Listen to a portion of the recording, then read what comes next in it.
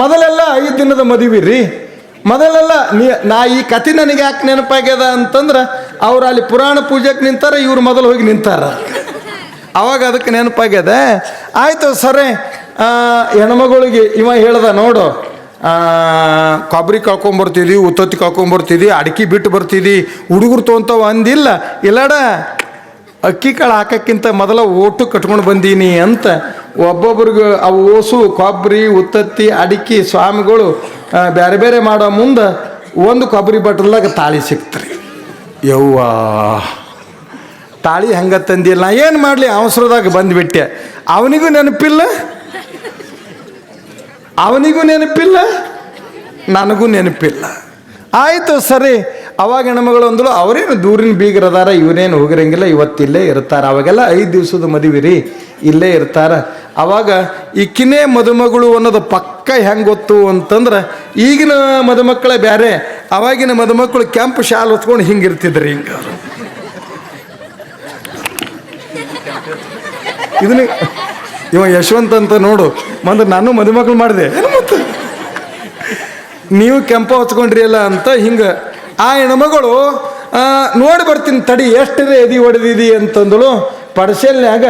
ಪಡಸೆಲ್ನ್ಯಾಗ ಎಲ್ಲರೂ ಮಲ್ಕೊಂಡಾರ. ಕಂಬದ ಸೀದಾ ಮದುಮಗಳು ಕೆಂಪು ಶಾಲು ಹೊಚ್ಕೊಂಡು ಮಲ್ಕೊಂಡಾಳ.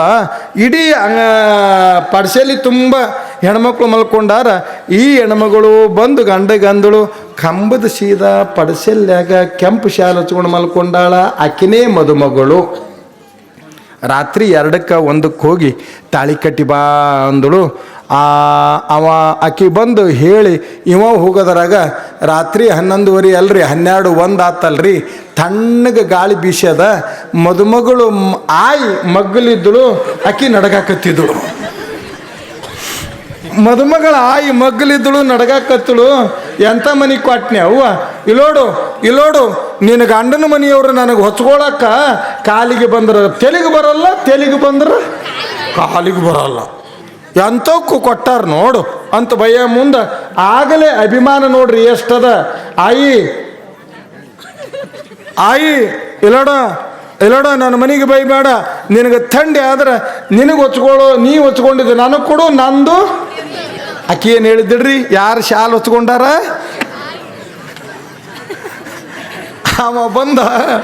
ಅವ ಬಂದವನೇ ಎಡಕ ಬಲಕ ಎಲ್ಲಿ ನೋಡ್ಲೇ ಇಲ್ರಿ.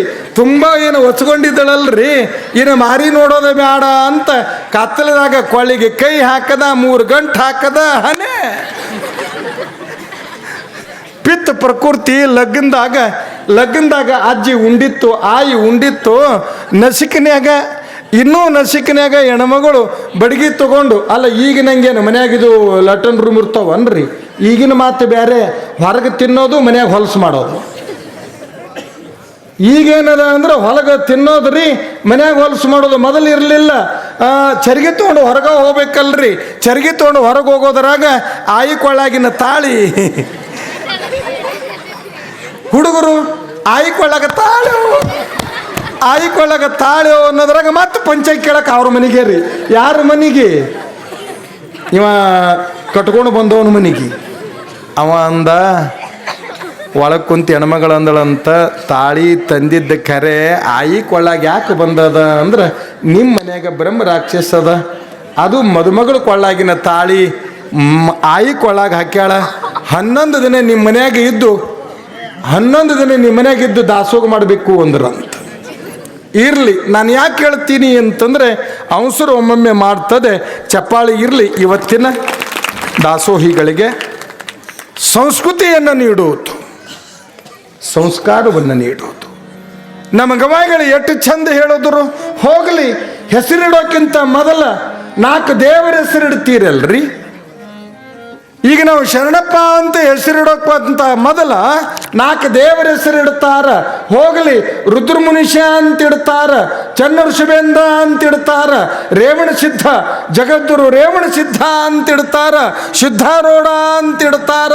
ಅವರವರ ಭಾವನೆಗೆ 4 ದೇವರ ಹೆಸರು ಇಟ್ಟು ಆಮೇಲೆ ಕರೆ ಹೆಸರಿಡ್ತಾರ. ಬರೇ ಕರೆ ಹೆಸರಿಡಬೇಕಾಗಿತ್ತು ಏನ್ರಿ? ಬರೇ ಕೆರೆ ಹೆಸರಿಡಬೇಕಾಗಿತ್ತು. ಯಾಕೆ ದೇವರ ಹೆಸರಿಡೋದು? ದೇವರ ಹೆಸರಿಡೋದು ಯಾಕ್ರಿ? ನೀವೆಲ್ಲ ತಾಯಿಗಳು ಮತ್ತು ಮಹಾಜನಗಳು ನಾವು ಅರ್ಥ ಮಾಡಿಕೊಳ್ಳೋಣ. 4 ದೇವರ ಹೆಸರಿಟ್ಟ ಮ್ಯಾಲ 1 ಕರೆ ಹೆಸರಿಡ್ತಾರ. ಇಲ್ಲಿನೂ ಕೂಡ ನಿನ್ನೆ ದಾನಮ್ಮಗ 4 ದೇವತೆಗಳನ್ನು ಹೆಸರು ಇಟ್ಟು ಆಮೇಲೆ ಲಿಂಗಮ್ಮ ಅಂತ ಕರೆ ಹೆಸರಿಡ್ತಾರ. ಈಗ ಲಿಂಗಮ್ಮನೇ ಇರ್ತಾಳ. ಯಾವಾಗ ಪರಿವರ್ತನೆ ಆಗ್ತಾಳ ಅಂದ್ರೆ ಕಲ್ಯಾಣದಾಗ. ನಾನು ನಿಮಗೆ ಹೇಳಿನೆಲ್ಲ, ಆವತ್ತಿನ ದಿನ ಇಡೀ ಊರೇ ಬುತ್ತಿ ಪ್ರಸಾದ ಬಂದು ಬಾಳಿವನದೊಳಗೆ ತಾಯಿ ಲಿಂಗಮ್ಮನಾಗುವ ಸಂದರ್ಭ ನಡೀತದೆ. ಸಹಜವಾಗಿ ವಿಚಾರ ಮಾಡಿ 4 ದೇವರ ಹೆಸರು ಯಾಕಿಡ್ತಾರ ಅಂತಂದ್ರೆ, ನೀ ಅವರಂತೆ ಆಗು. ಎಷ್ಟು ಚಂದದಲ್ಲ, ಎಷ್ಟು ಚಂದ. ತಾಯಿ ತನ್ನ ಮಗುವಿಗೆ ಕಲಿಸಿದ್ದನ್ನ ತನ್ನ ಮಕ್ಕಳು ಕಲಿತಾವ. ಬಾಲ್ಯದಲ್ಲಿರುವಾಗ ತೊಟ್ಟಿಲವನ್ನು ತೂಗುವಾಗ, ಅಮೃತವನ್ನು ಕುಡಿಸುವಾಗ ಮಹಾತ್ಮರ ಪದಪದ್ಯಗಳನ್ನು ಹಾಡುತ್ತಾ, ಮಹಾತ್ಮರ ಅನುಭವದ ಕಥೆಗಳನ್ನು ಹೇಳುತ್ತಾ ಆ ತಾಯಿ ತನ್ನ ಮಗುವಿಗೆ ಅಮೃತವನ್ನು ಕೊಟ್ಟರೆ ಆ ಮಕ್ಕಳು ಧಾರ್ಮಿಕವಾಗಿ ಬೆಳೀತಾರೆ. ಆ ಮಕ್ಕಳು ಬದುಕಿನೊಳಗ ಧಾರ್ಮಿಕವಾಗಿ ಆ ಮಕ್ಕಳು ಬೆಳೆಯುವುದಕ್ಕೆ ಅದು ಸಾಧ್ಯ ಇರುತ್ತದೆ. ನೀವು ಅನ್ಬೋದು, ಸಣ್ಣ ಮಕ್ಕಳು ನೀವು ನೋಡ್ರಿ, 3 ವರ್ಷದವರಿರುವಾಗಲೇ ತಾಯಿ ದಾನಮ್ಮ ದಿನಾಲು ಗುರುಗಳು ಮನೆಗೆ ಬರ್ತಾರ. ಶಾಂತವೀರ ಶಿವಾಚಾರ್ಯ ಯೋಗಿಗಳು ಮನೆಗೆ ಬರ್ತಾರ. ಮನೆಗೆ ಬಂದ ಮೇಲೆ ಗುರುಗಳು ಪಾದಪೂಜೆ ನಡೀತದೆ. ಪಾದಪೂಜೆಯ ನಂತರ ಆ ಮಗುವಿಗೆ ಪಾದೋದಕ ಕೊಟ್ರೆ ಆ ಕೂಸು ಹಾಲು ಕುಡಿತದೆ, ಅನ್ನ ಉಣ್ತದೆ. ನೀವಂದಿರಿ, ಅಪ್ಪೋ ಏನು ಸುಳ್ಳು ಹೇಳ್ತಿರೋ ಯಪ್ಪ ಅಂತ. ಅಲ್ರಿ, ವರ್ಷದ ಕೂಸುವಿಗೆ ಅದು ಹೇಗೆ ಸಾಧ್ಯ? 2 ವರ್ಷದ ಕೂಸಿಗೆ ಅದು ಹೇಗೆ ಸಾಧ್ಯ? 3 ವರ್ಷದ ಕೂಸಿಗೆ ಅದು ಹೇಗೆ ಸಾಧ್ಯ ಅನ್ನೋದನ್ನು ಇಡೀ ನನ್ನ ಮಗನಿಗೇರಿಯ ದೈವ ನೀವೆಲ್ಲ ತಿಳ್ಕೋರಿ. ಕಲಿಸಿದ್ದನ್ನು ದನ ಕಲಿತಾವ, ಮನುಷ್ಯರು ಕಲಿಯಲ್ಲೇನು? ನಿಮಗೆ ವಿಚಿತ್ರ ಇವತ್ತು ಸಹಜ ಉದಾಹರಣೆ ಕೊಡ್ತೀನಿ. 4ನೇ ವೀರಶೈವ ಮಹಾಸಭಾ ಬಾಗಲಕೋಟೆಯೊಳಗೆ ನಡೆದಾಗ ಹಾನಗಲ್ಲ ಕುಮಾರಸ್ವಾಮಿಗಳಂದರಂಥ ಸ್ವಾಮಿಗಳನ್ನು ತಯಾರು ಮಾಡುವುದಕ್ಕಾಗಿ ಶಿವಯೋಗ ಮಂದಿರ ಕಟ್ಟಬೇಕಾಗ್ಯದ. ಎಲ್ಲಿ ಕಟ್ಟೋಣ ಅಂತ ವಿಚಾರ ಮಾಡುವಾಗ 300 ಜನ ಸ್ವಾಮಿಗಳು 1000 ಜನ ಭಕ್ತರಂದರು, ನೀವು ದೊಡ್ಡವರು, ನಿಮ್ಮ ಮುಂದೆ ನಾವು ಮಾತಾಡಲ್ರಿ. ನೀವು ದೊಡ್ಡವರು, ನಿಮ್ಮ ಮುಂದೆ ನಾವು ಮಾತಾಡಲ್ರಿ. ನೀವೆಲ್ಲಿ ಹೇಳ್ತೀರಿ ಅಲ್ಲಿ ನಾವು ಮಂದಿರವನ್ನು ಕಟ್ತೀವಿ ಅಂತಂದ್ರೆ ಹಾನಗಲ್ಲ ಕುಮಾರಸ್ವಾಮಿಗಳು, ಹಾಲಕೇರಿ ಅನ್ನದಾನ ಮಹಾಸ್ವಾಮಿಗಳು, ಹಾವೇರಿಯ ಶಿವಬಸವ ಮಹಾಸ್ವಾಮಿಗಳು ಇಲ್ಲೋಡಿ ಈ ಭಾಗದೊಳಗ ಅಂತಂದ್ರೆ ಬಿದರದ ಮಡಿವಾಳಪ್ಪನವರು, ಇಲ್ಲ ಸೋಲಾಪುರದೊಳಗ ವಾರದ ಮಲ್ಲಪ್ಪನವರು, ಸಿರಸಂಗಿಯ ಲಿಂಗರಾಜ ದೇಸಾಯರು, ಇಷ್ಟೇ ಅಲ್ಲದೆ ದೇವಿ ಹೊಸೂರಿನ ಸೊಟ್ರು, ಅರಟಾಳ ರುದ್ರಗೌಡರು, ಇವರೆಲ್ಲ ದೊಡ್ಡ ಶ್ರೀಮಂತರು. ಇವತ್ತಿಗೂ ಒಬ್ಬ ಮಹಾತ್ಮರಿಗೇನು ಕಿಮ್ಮತ್ತದ, ಇವ್ರಿಗೆ ಕಿಮ್ಮತ್ತದ. ಎಲ್ಲಿ ಕಟ್ಟಣ ಅಂತಂದ್ರೆ ಎಲ್ಲ ಸ್ವಾಮಿಗಳಂದ್ರು, ನಾವ್ಯಾರು ಹೇಳಂಗಿರ್ರಿ, ಇಲ್ಕಲ್ ಸ್ವಾಮಿಗಳು ಎಲ್ಲರಿಗಿಂತ ದೊಡ್ಡವರು ಅದಾರ. ಆ ಇಲ್ಕಲ್ ಸ್ವಾಮಿಗಳಿಗೆ ಕೇಳಿದ್ರೆ ಗೊತ್ತಾಗ್ತದೆ. 300 ಜನ ಸ್ವಾಮಿಗಳು, 1000 ಜನ ಭಕ್ತರು ಬಂದು ಇಲ್ಕಲ್ ಸ್ವಾಮಿಗಳಿಗೆ ನಮಸ್ಕಾರ ಮಾಡಿ ಅಂದರಂತ, ಶಿವಯೋಗ ಮಂದಿರ ಕಟ್ಟಬೇಕಾಗಿದ್ರಪ್ಪ. ನಾ ತೋರಿಸಿದ್ರ ಬಹುಶಃ ಇದು ಬೇಡ, ಅದು ಬೇಡ, ಅವ ಬೇಡ, ಇವ ಬೇಡ ಅನ್ನುವ ಚರ್ಚೆನೇ ಬ್ಯಾಡ್ರಿಪ್ಪ. ನೀವೆಲ್ಲಿ ಅಂತೀರಿ ಅಲ್ಲೇ ಕಟ್ಟೋದು. ಯಾರಿಗ್ರಿ? ಇಲ್ಕಲ್ಲ ಮಹಂತ ಸ್ವಾಮಿಗಳಿಗೆ, ಹಿರಿಯರವರು. ಅವರಂದ್ರಂತ 300 ಜನ ಸ್ವಾಮಿಗಳು, 1000 ಜನ ಭಕ್ತರು ನನ್ನ ಮೇಲೆ ಹಾಕಿರಿಪ್ಪ, ನಾನೇನು ತೋರ್ಸಂಗಿಲ್ಲ, ನಮ್ಮವ್ವ ಮಾಂತಮ್ಮ ಎಲ್ಲಿ ಹೂ ಅಂತಾಳ ಅಲ್ಲಿ ಕಟ್ಟನ್ರಿ. ನಮ್ಮವ್ವ ಮಾಂತಮ್ಮ ಅಂದ್ರನ್ರಿ ಅವ್ರು ಹಡದ ತಾಯಿ ಅಂತ ಅಲ್ರಿ. ಅವ್ರು ಮಡ್ದಾಗ ಒಂದು ಆ ಮಠದಾಗ ಒಂದು ಆಕಳದ, ಆ ಆಕಳಿಗೆ ಮಾಂತಮ್ಮ ಅಂತ ಹೆಸರಿಟ್ಟಾರ. ಆಕಳಿಗೆ ದೀಕ್ಷಾ ಮಾಡ್ಯಾರ, ಮಂತ್ರ ಉಪದೇಶ ಕೊಟ್ಟಾರ, ಆಕಳಿಗೆ ಲಿಂಗ ರುದ್ರಾಕ್ಷಿಯನ್ನು ಕಟ್ಟ್ಯಾರ. ಒಂದು ಆಕಳ ಮೊದಲ ಆಕಳಿಗೆ ಸ್ನಾನ ಮಾಡಿಸಿ, ಆಕಳ ಕೊಳ್ಳಾಗಿರುವ ಲಿಂಗ ಪೂಜೆ ಮಾಡಿ, ಆಕಳ ಹಣಿಗೆ ಆಕಳ ಕೋಡಿಗೆ ವಿಭೂತಿ ಹಚ್ಚಿ ಇಲ್ಲೋಡ್ರಿ ಲಿಂಗ ಪೂಜೆ ಮಾಡಿ ಉದಿನ ಕಡ್ಡಿ ಬೆಳಗಿ ಆಕಳ ಕೋಡಿಗೆ ಜೋಳಿಗೆ ಹಾಕಿ ಯವ್ವಯ್ ನೀ ಕಂತಿ ಭಿಕ್ಷೆ ಮಾಡ್ಕೊಂಡು ಬಾ ಅಂತಂದ್ರ ಚಿತ್ತರಿಗೆ ಮನೆಗೆ ಹೋಗಿ ಆಕಳ ಕಂತಿ ಭಿಕ್ಷೆ ಮಾಡ್ಕೊಂಡು ಬರ್ತದ. ಇವರೋಸು ಮಂದಿ ಬಂದಾಗ ಆಕಳ ಇಲಕಲ್ಲದೊಳಗಿನ ಆಕಳ ರೊಟ್ಟಿ ತನ್ನ ಜೋಳಿಗೆ ತುಂಬ ತುಂಬಿಕೊಂಡು ಬಂದದ. ಆ ಸ್ವಾಮಿಗಳ ಮುಂದೆ ನಿಂತು ಪೂಜೆ ಮುಗಿಯೋದಕ್ಕೆ ಆಕಳು ಬರ್ತಿತ್ತು. ಯವೈ ನಮ್ಮವ್ವ ತಾಯಿ ಮಾಂತಮ್ಮ, ನಿನ್ನ ಗರ್ಭದೊಳಗೆ 333 ಕೋಟಿ ದೇವತೆಗಳಿಗೆ ಜಾಗ ಕೊಟ್ಟಿದ್ದೆ ನೋಡಿ. ನಿನ್ನೊಳಗೆ 333 ಕೋಟಿ ದೇವತೆಗಳಿಗೆ ಜಾಗ ಕೊಟ್ಟ ಪುಣ್ಯದ ಗೋಮಾತೆ ಶಿವಯೋಗ ಮಂದಿರ ಕಟ್ಟಾಕ ಜಾಗ ತೋರಿಸ್ಬೇಕವ್ವ.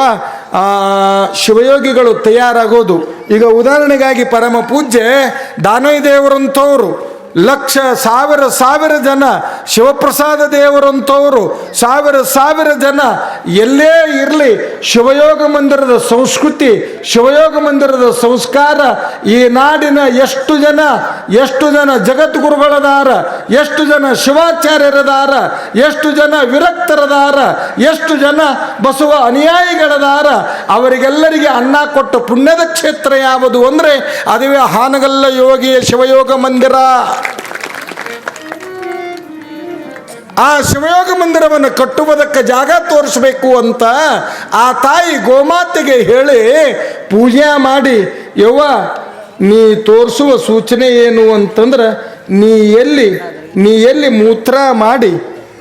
ಎಲ್ಲಿ ಮೂತ್ರ ಮಾಡಿ ಕುಂದಿರ್ತಿದ್ದಿ, ಸಗಣಿ ಇಡ್ತಿದ್ದಿ, ಹೆಂಡಿ ಇಡ್ತಿದ್ದಿ, ಅಲ್ಲೇ ನಾವು ಮಂದಿರ ಕಟ್ತೀವಿ ಅಂತ ಆಕಳು ಮುಂದೆ ಬಿಟ್ಟಾರ.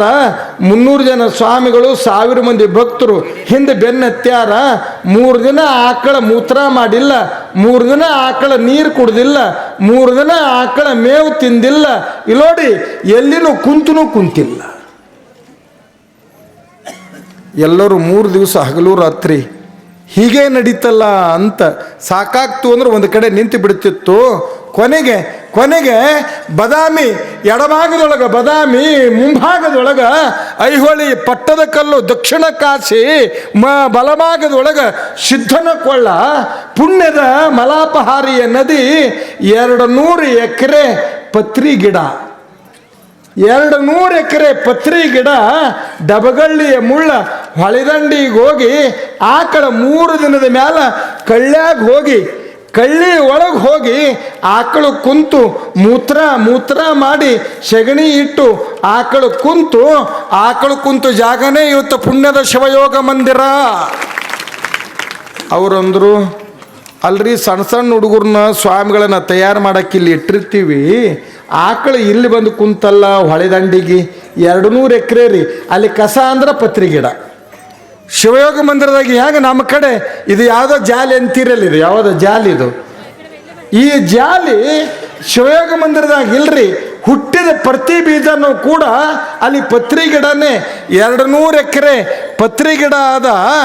ಆ ಡಬಗಳ್ಳಿ ಸ್ವಚ್ಛ ಮಾಡಿದ್ರೆ ಆಕಳೇನು ಕುಂತಿತ್ತಲ್ರಿ, ಅಲ್ಲೊಂದು ಗದ್ದಿಗೆ, ಆ ಗದ್ದಿಗೆ ಯಾವುದು ಅಂತ ನೋಡಿದ್ರೆ ಆ ಕಲ್ಲಿನ ಮ್ಯಾಗ ಬರೆದಿತ್ತಂತ ಕೊಟ್ಟೂರು ಬಸವೇಶ್ವರರ ಗದ್ದಿಗೆ.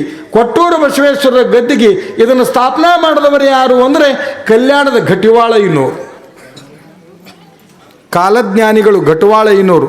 ಆ ಏನರ ಇಲ್ಲದ ಅಂತ ಆ ಕಲ್ಲು ತೆಗೆದು ಒಳಗೆ ನೋಡಿದ್ರೆ ಒಳಗೊಂದು ತಾಮ್ರದ ಪತ್ರ, ಆ ತಾಮ್ರದ ಪತ್ರ ಮೇಲೆ ಸ್ಪಷ್ಟವಾಗಿ 3 ಸಾಲ ಬರೆದಿತ್ತು. ಏನಂತ ಬರೆದಿತ್ತು ಅಂತಂದ್ರೆ, ಹಾನಗಲ್ಲ ಕುಮಾರ ಮಹಾಸ್ವಾಮಿಗಳು ಚಿತ್ತರಿಗೆಯ ಮಹಾಂತ ಸ್ವಾಮಿಗಳ ಮುಖಾಂತರವಾಗಿ ಈ ಜಾಗಕ್ಕೆ ಬರ್ತಾರ. ಈ ಜಾಗದೊಳಗೆ ಶಿವಯೋಗ ಮಂದಿರವನ್ನು ಕಟ್ಟಿ ಪುಣ್ಯದ ಕೈಲಾಸ ಮಾಡ್ತಾರೆ ಅಂತ 900 ವರ್ಷದ ಹಿಂದೆ ಬರೆದಿತ್ತಂತ. ನಾ ಯಾಕೆ ಹೇಳ್ತೀನಿ ಅಂತಂದ್ರೆ, ಒಂದು ದನಕ್ಕೆ ಸಂಸ್ಕಾರ ಕೊಟ್ಟರೆ ದನ ಕಲಿತದ, ಮನುಷ್ಯರ ಕಲಿಯಲ್ಲೇನು. ನಾವೇನು ಮಾಡೀವಿ ಅಂತಂದ್ರೆ, ನಾವು ತಾಯಿಗಳ ಬದುಕು, ಅಣ್ಣನ ಬಳಗದ ಬದುಕು. ಮಕ್ಕಳಿಗೆ ಸಂಸ್ಕೃತಿಯನ್ನು ನೀಡೋದು, ಮಕ್ಕಳಿಗೆ ಸಂಸ್ಕಾರವನ್ನು ನೀಡುವಂಥ ವಿಚಾರ ನಾವು ಮರ್ತು ಬಿಟ್ಟೀವಿ. ದೇವರ ಹೆಸರಿಡೋದು ಯಾಕ್ರಿ ಅಂತಂದ್ರೆ ನಿನ್ನೆ ಇಟ್ರಿ ಅಲ್ಲ, ರೇವಣ ಸಿದ್ಧ ಅಂತಿಟ್ಟೀವಿ, ಚನ್ನರ ಶಿವೇಂದ್ರ ಅಂತಿಡ್ತೀವಿ, ರುದ್ರಮಣಿ ಅಂತಿಡ್ತೀವಿ. ಯಾಕ್ರಿ ಅಂತಂದ್ರೆ ಏ ಮಗುವೆ ನೀ ಅವರಂತೆ ಆಗು. ಈಸ್ ಮಂದಿ ನಮ್ಮ ಮಕ್ಕಳಿಗೆ ನಾವು ಹಾಲು ಕುಡಿಸ್ತಿರ್ತೀವಲ್ಲ, ಆ ಮಕ್ಕಳನ್ನ ತೊಡಿ ಮ್ಯಾಗ ಮಲಗಿಸ್ಕೊಂಡು ಶರುಗು ಮರೆ ಮಾಡಿ ಕುಪ್ಪಸ ಮೇಲೆ ಸರಿಸಿ ಹಾಲು ಕುಡಿಯ ಮುಂದೆ ನೀ ಬಸವಣ್ಣಾಗು, ನೀ ಬಸವಣ್ಣಾಗು, ನೀ ಚನ್ನ ಬಸವಣ್ಣನಾಗು, ನೀ ಮಡಿವಾಳ ಮಾಚಿ ತಂದೆಯಾಗು, ಹೋಗಲಿ ರುದ್ರಮುನಿ ದೇವನಾಗು, ಜಗದ್ಗುರು ರೇವಣ ಸಿದ್ಧನಾಗು, ಕಲಬುರಗಿ ಶಾಣಬಸಪ್ಪನಾಗು, ಅಕ್ಕಮಾದೇವಿಯಾಗು, ನೀ ಚೆನ್ನಮ್ಮನಾಗು, ರುದ್ರಮ್ಮನಾಗು ಅಂತ ನೀವು ಯಾರಾದರೂ ಒಬ್ಬರೇ ಹೇಳಿವೇನ್ರಿ? ನಾವು ಅಲ್ಲ, ನೀವು ಕೇಳೋ ಮುಂದೆ ಆತ್ಮಾವಲೋಕನ ಮಾಡ್ಕೋರಿ. ಬರೇ ಈ ಕಿವಿಯಾಗೆ ಯಾರೋ ಒಬ್ಬ ಚಂದೊಂದು ಬಂಗಾರದ ಗೊಂಬಿ ಮಾಡಿ ಇದಕ್ಕೆ ಪುಗ್ಸಟ್ಟೆ ತೊಗೊಂಡು ಹೋರಿ ಅಂದನಂತ್ರಿ. ಇದ್ಯಾಕೋ ಪುಗ್ಸಟ್ಟೆ ಕೊಡ್ತೀವಿ ಅಂತ ಬೀರ್ಬಲ್ ಮಹಾರಾಜಗೆ ಕೇಳಿದ್ರೆ ಅವ ಅನ್ನಂತ, ಈ ಗೊಂಬಿ ಚಂದ ಇರ್ಬೇಕ್ರಿ, ಈ ಗೊಂಬಿ ಚಂದ ಇರ್ಬೇಕಿದು, ಕಿಮ್ಮತ್ತಿಲ್ಲ, ಪುಗ್ಸಟ್ಟೆ ವೈರಿ. ಯಾಕೆ ಪುಗ್ಸಟ್ಟೆ ವೈರಿ ಅಂತಂದ್ರೆ ಅವ ಅನ್ನಂತ ಈ ಕಿವ್ಯಾಗ ಕಡ್ಡಿ ಹಾಕಿದ್ರೆ ಈ ಕಿವ್ಯಾಗ ಬರ್ತಿತ್ತಂತ್ರಿ, ಒಳಗೆ ಹೋಗಿದ್ದಿಲ್ಲಂತ. ಅಂದ್ರೆ ಈ ಕಿವಿಲೆ ಕೇಳಿ ಈ ಕಿವಿಲೆ ಬಿಟ್ರೆ ನಮಗೂ ಕಿಮ್ಮತ್ತಿಲ್ಲ. ಆತ್ಮಾವಲೋಕನ ಮಾಡಿಕೊಳ್ಳೋದ್ರಿ, ಸಹಜವಾಗಿ ಅರ್ಥ ಮಾಡೋಣ. ಕಿಮ್ಮತ್ತಿನ ಯೋಗಿಗಳ ಹೆಸರು ನೀ ಸಿದ್ಧಾರೂಢನಾಗು, ನೀ ಪರಮ ಪೂಜ್ಯ ಕಲಬುರಗಿ ಶಾಣಬಸಪ್ಪನಾಗುವಂತ ಯಾವ್ಯಾವ ಭಾವದೊಳಗೆ ನಮ್ಮ ಮಕ್ಕಳಿಗೆ ಹಾಲು ಕೊಟ್ಟೀವಿ, ಅದೇ ಭಾವದೊಳಗೆ ನಮ್ಮ ಮಕ್ಕಳು ಬೆಳೀತಾರ. ಕನ್ನಡ ಹಿರಿಮೆಯ ಮಗನ, ಆಹಾ, ಕನ್ನಡ ನುಡಿಯ ಸಿರಿಯಾರು, ಹಿಂದೂಸ್ತಾನವು ಎಂದು ಮರೆಯದ ಭಾರತ ರತ್ನವು ನೀನಾಗು, ಹಿಂದೂಸ್ತಾನವು ಎಂದು ಮರೆಯದ ಭಾರತ ರತ್ನವು ನೀನಾಗು. ಕನ್ನಡ ಹಿರಿಮೆಯ ಮಗನಾಗು, ಕನ್ನಡ ನುಡಿಯ ಸಿರಿಯಾಗು, ಹಿಂದೂಸ್ತಾನವು ಎಂದು ಮರೆಯದ ಭಾರತ ರತ್ನವು ನೀನಾಗು, ಭಾರತ ರತ್ನವು ನೀನಾಗು. ಆ ಚಂದ ಅಲ್ಲ? ದೇಶದ ಸಿರಿ ಸಂಪತ್ತು, ನಾಡಿನ ಗೌರವ, ಊರಿನ ಗೌರವ ತರುವಂಥ ಮಗ ನೀನಾಗು. ನಾ ಭಾಳ ಸಾರಿ ಹೇಳ್ತೀನಿ ತಾಯಿಗಳ, ಯವ್ವ ನೀವು ತೂಗುವಾಗಿರಲಿ, ಹಾಡುವಾಗಿರಲಿ, ಉಣಿಸುವಾಗಿರಲಿ, ಆ ಅಮೃತವನ್ನು ಕುಡಿಸುವಾಗಿರಲಿ, ನಮ್ಮ ಚಿತ್ತ ಭಗವಂತನಲ್ಲಿದ್ದಾಗ ನಮ್ಮ ಮಕ್ಕಳು ಧಾರ್ಮಿಕವಾಗಿ ಬೆಳೆಯುವುದಕ್ಕೆ ಅದು ಸಹಜದ. ಖರೆ ಹೇಳ್ರಿ, ಈ ಸುಮಂದಿ ನಮ್ಮ ಸುಮಂದಿ ಅದೀವೆಲ್ಲ, ಎಲ್ಲ ತಾಯಿಗಳಿಗೆ ನಾ ಸುಮ್ಮನೆ ಹೇಳ್ತೀನಿ, ಭಾಳ ಒಂದು 6 ತಿಂಗಳು ಬೇಡ 8 ತಿಂಗಳದ್ದು ಇರ್ತದೆ ರೀ. ಅದು ಗಂಡ ಅಂತ ತಿಳ್ಕೋರಿ, 6 ತಿಂಗಳು ಬೇಡ 8 ತಿಂಗಳು ಇರ್ತದೆ. ಯಾಕ್ರಿ? ನಂದಿನಿ ಏನಂದಿ ಯಾಕ್ರಿ ಶಾಂತಯ್ಯ ಸ್ವಾಮಿಗಳು ಅವಾಗ ಅವರವರು ಹಾಲು, ಆ ಖುಷಿಗೆ ಹಾಲು ಕುಡಿಸಿದ ಮೇಲೆ ಇಲ್ಲಿ ನೋಡ್ರಿ, ಆ ಕಡೆ ಈ ಕಡೆ ಆಗಲೇ ನೊರೆ ಬಂದಿರ್ತದ, ಕರಗಲೆ ಹಿಂಗೆ ಒರೆಸೋದಕ್ಕೆ ಹಿಂಗೆ ಅದನ್ನ ಎತ್ತಿ ಓ ಈಗರೆ ಎಲ್ಲಿ ಹಾಡೋರದಾರ ನಮ್ಮವ್ವ. ನಿನ್ನೆ ಜೋಗಳ ಹಾಡಿದ ನಮ್ಮ ತಾಯಿಗಳಿಗೆ ಜೋರಾಗಿ ಚಪ್ಪಾಳಿ ತಟ್ರಿ. ಈಗೆಲ್ಲಿ ಜೋಗಳ ಹಾಡ್ತಾರ್ರಿ? ಈಗ ಯಾರಿಗೆ ಜೋಗಳ ಹಾಡ್ತಾರೆ? ಇಲ್ಲಿ ನೋಡ್ರಿ, ಮಕ್ಕಳು ಅಳ್ತಾವ ಅಂತಂದ್ರೆ ಹಾಡಿ ಮಲಗಿಸೋ ಅವರೇ ಇಲ್ಲಿಗ. ಯವ್ವ ನೀವು ಹಾಡಿರಿ, ಓ ಯವ್ವ, ಹಾಡಿ ಮಲಗಿಸೋರು ಭಾಳ ಕಡಿಮೆ ರೀ. ಅಳ್ತಾವ ಅಂದ್ರೆ ಮಕ್ಕಳ ಕೈಗೆ ಏನು ಕೊಡಕತ್ಯಾರಿ? ಮೊದಲೆಲ್ಲ ಅಳ್ತಿದ್ದು ಅಂದ್ರೆ ಅಂತೀರಿಲ್ರಿ, ಈಗ ಯಾರ್ಯಾರೇ ಅಂದಿರೇನ? ಈಗ ಅಳ್ತಾವ ಅಂದ್ರೆ ಏನು ಕೊಡ್ತೀರಿ? ನೋಡ್ರಿ, ಮಕ್ಕಳ ಕೈಯಾಗ ಫಸ್ಟ್ ಅವಕ್ಕೂ ಏನು ನನಗೆ ವಿಚಿತ್ರ ಅನ್ಸಿದ್ರಿ, ಹುಡುಗರು ಎಷ್ಟು ಮೊಬೈಲ್ಗೆ ಅವು ಬೆರ್ತಿ ಬಿಟ್ಟಾವ. ಕೂಸುಗಳು ಮೊದಲು ಮಾಡ್ಕೊಂಡ್ರಿ, ಅಲ್ಲ ದೊಡ್ಡವ್ರಂತೂ ಮುಗ್ದ ಹೋತ್ರಿ. ದೊಡ್ಡವ್ರಂತೂ ಮುಗ್ದ ಹೋತು. ನೀವು ನೋಡ್ರಿ ಬೇಕಾರೆ ನಾವು ಒಂದು ಕಡೆ ಕಾರ್ಯಕ್ರಮಕ್ಕೆ ಹೋಗಿವಿ, ಬಹುಶಃ ಅದು ಅಲ್ಲಿ 8:30 ಮ್ಯಾಗ ಪುರಾಣ ಪ್ರಾರಂಭ ರೀ. ವಾಕಿಂಗ್ ಹೋಗಿ 7:30 8 ತನಕ ನಾವು ಬರಾಕತ್ತೀವಿ. ಸಾಲಕ್ಕೆ ರೋಡ್ನ್ಯಾಗ ಏಸೋ ಹುಡುಗರು ಕುಂತಾವಲ್ರಿ. ಅಲ್ಲಿ ಓಸು ಹುಡುಗರು ತಾವು ಕುಂತಿದ್ದು ಮರ್ತಾವ, ಓಸು ಬರೀ ಮೊಬೈಲ್ ನೋಡಕತ್ತೇವ. ನೀವು ನೋಡ್ರಿ ಬೇಕಾರೆ ಕುಂತಲ್ರಿ ಎಲ್ಲಿ ಹಿಂಗೆ ಹೇಳಿದ್ರೆ ತಿಳಿತು ನಿಮ್ಗೆ. ಅವು ನಕ್ಷತ್ರ ನಾ ಅಂದೆ ಆಕಾಶದಾಗ ನಕ್ಷತ್ರ ನೆಲಕ ಬಂದಾವೇನಂತ ಓಸು ಲೈಟ್ ಹಚ್ಕೊಂಡು ಕುಂತಾವ. ಮತ್ತೆ ಇಲ್ಲಿ ನೋಡ್ರಿ, ಅವರು ತೊಗೊಂಡು ಕುಂತಲ್ಲಿ ಸಹಿತ ಕುಂತೀನಿ ಎನ್ನುವ ಲಕ್ಷ್ಯ ಅವರಲ್ಲಿಲ್ಲ. ಮೊಬೈಲಿಗೆ ಹೋಗ್ಯಾವಲ್ಲ, ಮೊನ್ನೆ ಯಾವುದೋ ಊರಾಗ 2 ಹಂದಿ ಬಂದು ಎತ್ತಿ ಒಗದಾವಂತ್ರಿ ಅವ್ರನ್ನ. ಇಷ್ಟು ಪ್ರಜ್ಞಾಹೀನ ಪ್ರಪಂಚ. ನಾ ಭಾಳ ಸಾರಿ ಹೇಳ್ತೀನಿ ನಿಮಗೆ, ಯಾವುದೋ ದವಾಖಾನ್ಯಾಗ ಹುಟ್ಟಿದ ತಕ್ಷಣ ಕೂಸು ಮಾತಾಡಕತ್ತದ.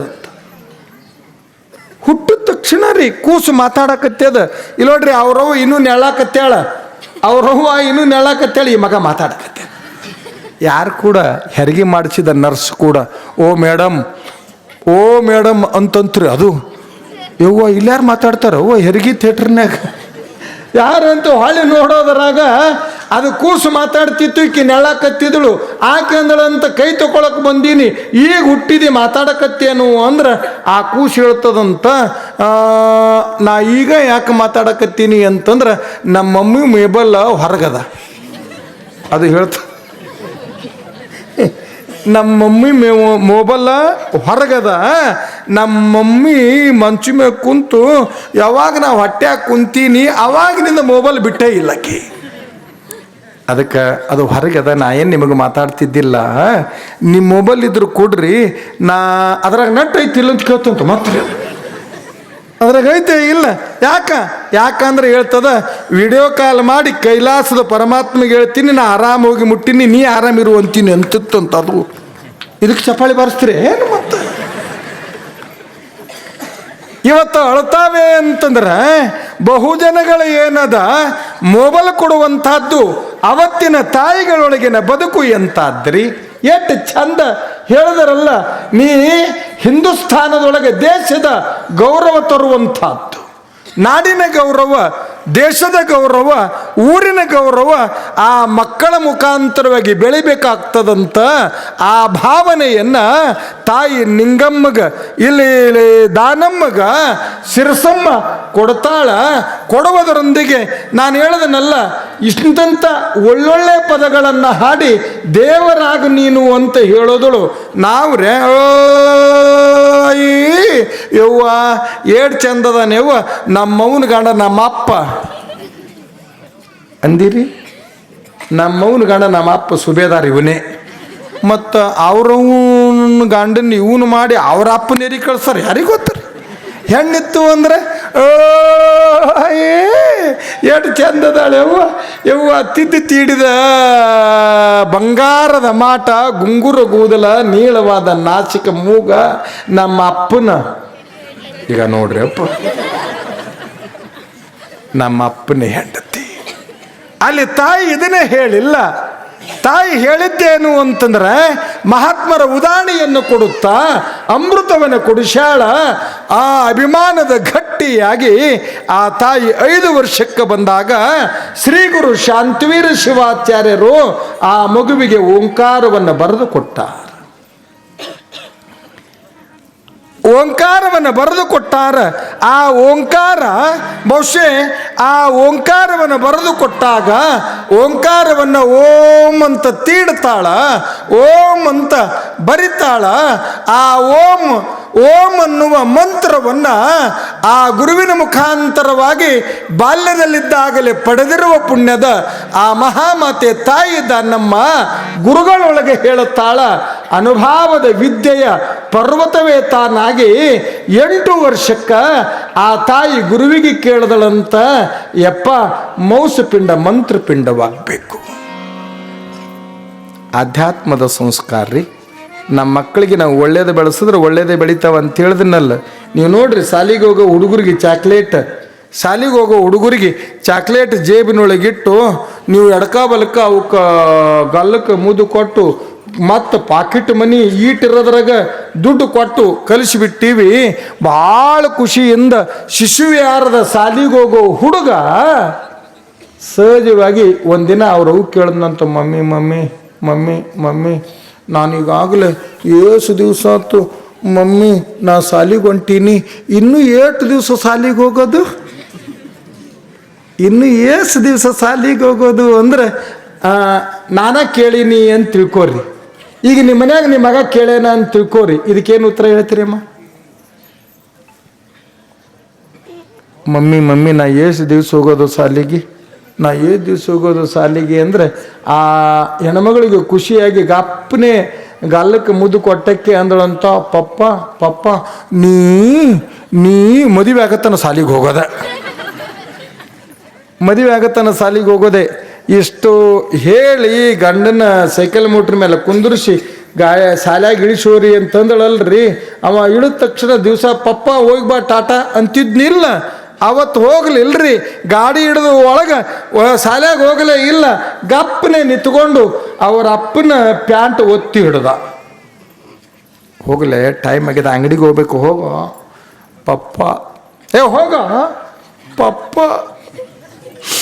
ಪಪ್ಪ ಪಪ್ಪ, ಯಾಕೋ ಪಪ್ಪ ನನಗೆಂದು ಮದುವೆ ಮಾಡ್ತೀವೋ ಅಂದ.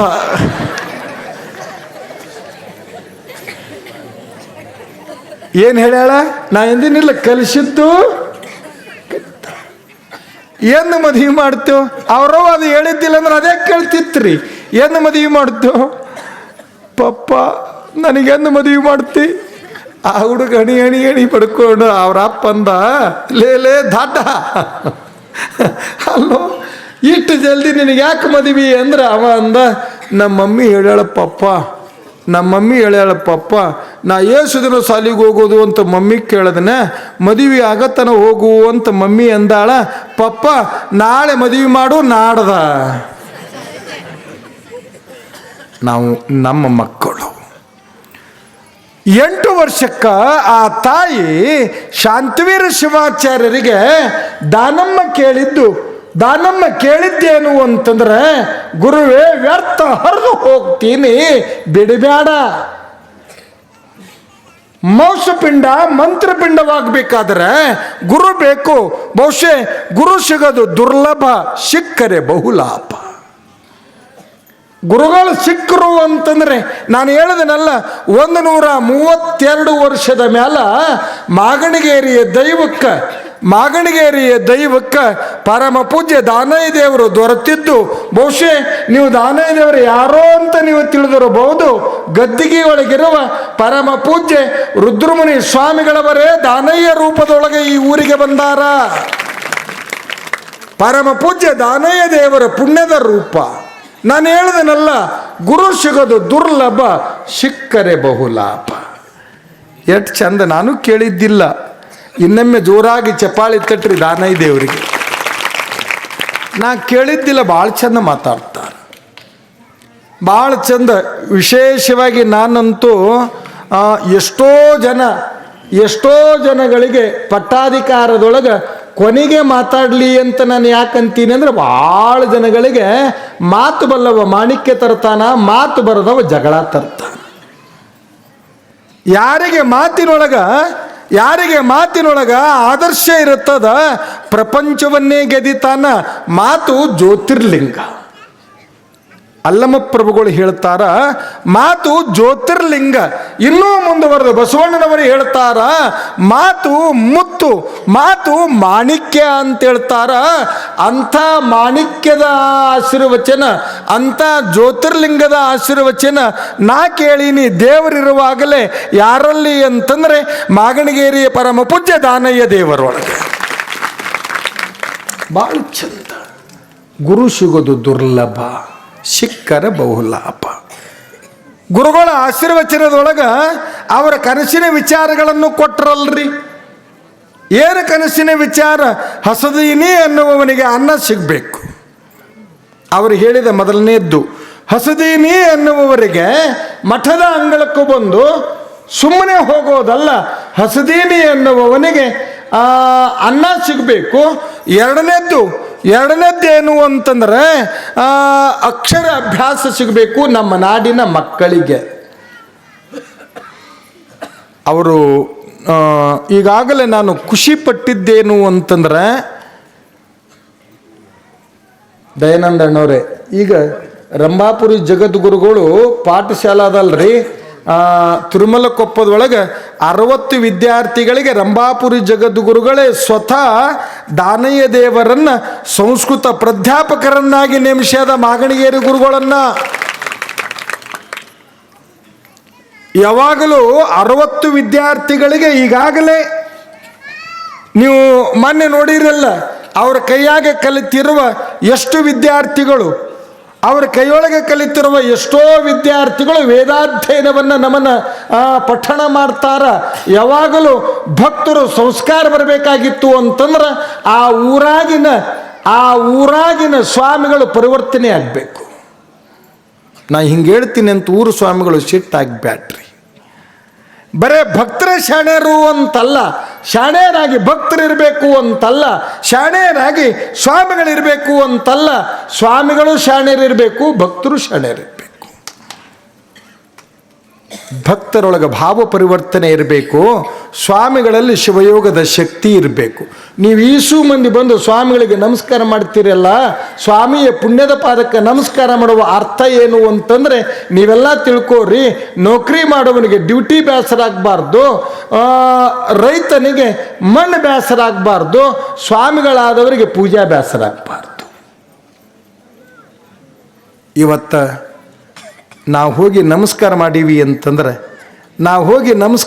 ಅಂತಂದ್ರೆ ಮುಂಜಾನೆ, ಮಧ್ಯಾಹ್ನ, ಸಾಯಂಕಾಲ ನೀವು ಪೂಜಾ ಮುಗಿದ ತಕ್ಷಣ ಹೊರಗೆ ಬಂದಾಗ ನೀವು ಯಾವ ಭಕ್ತರು ಗುರುಗಳ ಪಾದಕ್ಕೆ ಅದಕ್ಕೆ ಅಲ್ಲೇ ಮಾಡ್ರಿ ಅಂತ ಯಾಕಂತಾನಂತ ನಮ್ಮ ಪುಣ್ಯ ನಿಮಗೆ ಯಾಕೆ ಕೊಡ್ಬೇಕಂತ ಅವರು ಅಂತಿರ್ತಾರೆ. ಹೂನ್ರಪ್ಪ ಅನ್ನೋದು ಪಾದಕ್ಕೆ ಬೀಳದ.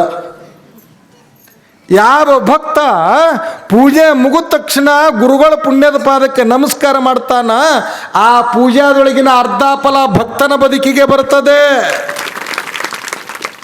ನಾನು ಹೇಳಿದನಲ್ಲ, ಸ್ವಾಮಿತ್ವದ ಬದುಕು ಉತ್ತಮವಾಗಿರೋದು ಇವತ್ತೇನಾಗಿ ಬಿಟ್ಟದ್ರಿ ಅಂತಂದ್ರೆ, ಸ್ವಾಮಿಗಳು ಭಕ್ತರು ನಾವು ಹೆಂಗಾಕಿರಲ್ಲಕ್ರಿ, ಅದನ್ನು ನೀವೇನು ಕೇಳ್ತೀರಿ, ನೀವು ಸುದ್ದಿರಿ ಮೊದಲ. ಇನ್ನು ಸ್ವಾಮಿಗಳೇನಂತಾರ, ನಮ್ಮನ್ನೇನು ಕೇಳ್ತಿರೋ, ನೀವು ಸುದ್ದಿರಿ, ನಮಗೇನು ಪಾಠ ಹೇಳ್ತೀರಿ ಅಂತ ಸ್ವಾಮಿಗಳಂತಾರ. ಇವರಿಬ್ಬರು ಸುದ್ದಿರ್ಬೇಕ್ರಿ. ಸ್ವಾಮಿಗಳೊಳಗೆ ಶಿವಯೋಗ ಗಟ್ಟಿರಬೇಕು, ಭಕ್ತರೊಳಗೆ ಭಕ್ತಿಯ ವಿನಯತೆಯ ಭಾವ ಗಟ್ಟಿರಬೇಕು. ಇವರು ನೀವು ಹೆಂಗರೇ ಅದೀರಿ, ಸ್ವಾಮಿಗಳು ಹೆಂಗರೇ ಅದಾರ ಅಂತಂದ್ರೆ ಇದು ಸಮಾಜ ಯಾವತ್ತೂ ಕೂಡ ಸುಧಾರಣೆ ಆಗಲ್ಲ. ನಾ ಭಾಳ ಕಡೆ ಹೇಳ್ತೀನಿ, ಒಂದು ಬಾಟ್ಲಿ ಒಳಗೆ ಜೇನು ತುಂಬ್ಯದ, ಆ ಬಾಟ್ಲಿ ಒಳಗಿನ ಜೇನು ಚೆಲ್ಲಲಾರದಂಗೆ ಇನ್ನೊಂದು ಬಾಟ್ಲಿಗೆ ಬರಬೇಕು ಅಂತ ಈಗ ನೀವು ಪ್ರಾಕ್ಟಿಕಲ್ ತಿಳ್ಕೊರಿ. ಈಗ ಈ ಮ್ಯಾಗಿನ ಬಾಟ್ಲಿಯಾಗ ಜೇನದ, ಈ ಬಾಟ್ಲಿಯಾಗ ಜೇನದ.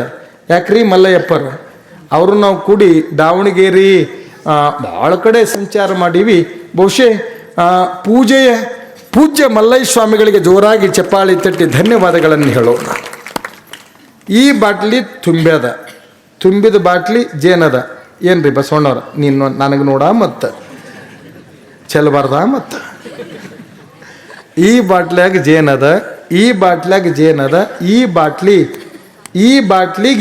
ಬಾಟ್ಲಿಯಾಗಿನ ಜೇನು ಹಾಯ್ಕೋಬೇಕಾಗ್ಯದ, ಚೆಲ್ಲಬಾರ್ದ್ರಿ ಮ್ಯಾಗಿನ. ಈಗ ಈ ಬಾಟ್ಲಿ ಏನೈತಲ್ರಿ, ಈ ಬಾಟ್ಲಿಯಾಗಿನ ಜೇನು ಈ ಬಾಟ್ಲಿಗೆ ಬರೋದು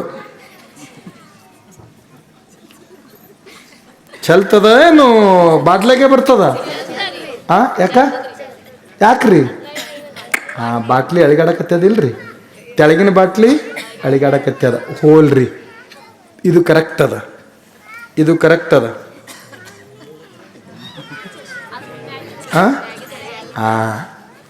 ಭಕ್ತರು ಹೆಂಗಾರೆ ಇರಲಿ ಅಂದ್ರೂ ನಡೆಯಂಗಿಲ್ಲ, ಸ್ವಾಮಿಗಳು ಹೆಂಗಾರೆ ಇರಲಿ ಅಂದ್ರೂ ನಡೆಯಂಗಿಲ್ಲ. ಇವರಿಬ್ಬರು ಸುದ್ದಿದ್ದಾಗ ಮಾತ್ರ ನಮ್ಮ ಧರ್ಮ ಪರಿವರ್ತನೆ ಆಗುವುದಕ್ಕೆ ಸಾಧ್ಯ. ಈ ಭಾವ ಅರ್ಥ ಮಾಡಿದ ಪುಣ್ಯದ ಮಾತೆ ದಾನಮ್ಮ 8 ವರ್ಷಕ್ಕೆ ಗುರುಗಳಿಗೆ ಹೇಳಿದಳು ಏನಂತ, ಅಪ್ಪ ನನ್ನ ಮೌಸಪಿಂಡ ಮಂತ್ರಪಿಂಡವಾಗಲಿ. ಗುರುವೇ ನೀ ಬೇಗನೆ ಮೊರೆ ಕೇಳು ಸ್ವಾಮಿ, ವಾ ವ್ಯರ್ಥ ಹರಿದು ಹೋಗತೀರಿ ಹಿಡಕೋರೋಯಪ್ಪ.